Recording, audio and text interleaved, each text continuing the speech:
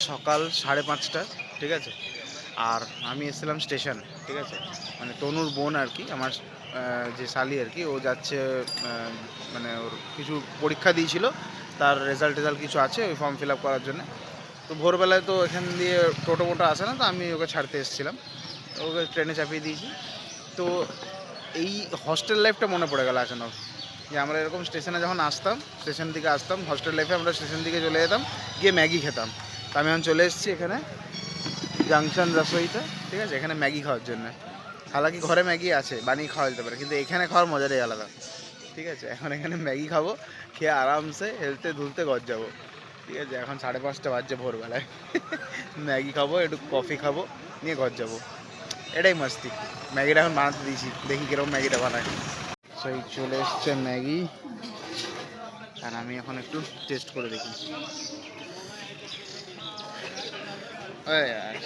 শুরুয়াতেই গায়ে পড়ে গেল, ভাগ তেরি, গায়ে পড়ে গেল।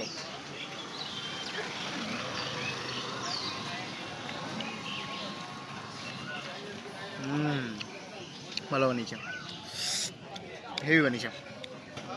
ফিলহাল খেয়ে নিই, তারপরে কথা বলছি। খাওয়ার সময় কথা বলতে নেই, কারণ এখন খাওয়াটা ইম্পর্টেন্ট। এখন চোখে কিছু দেখতে পাচ্ছি না ম্যাগি ছাড়া।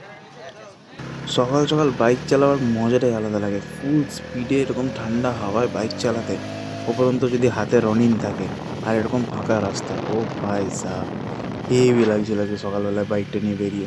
পুরো টেনে কিছুক্ষণ বাইক চালালাম, খেয়ে দিয়ে উঠে চালিয়ে এবার শুয়ে যাচ্ছি ঘর। অ্যান্ড এবার ঘরে ঢুকে ডাইরেক্ট ঘুম। টাটা, বাই বাই, দেখা হচ্ছে নেক্সট ভিডিওতে। Good night.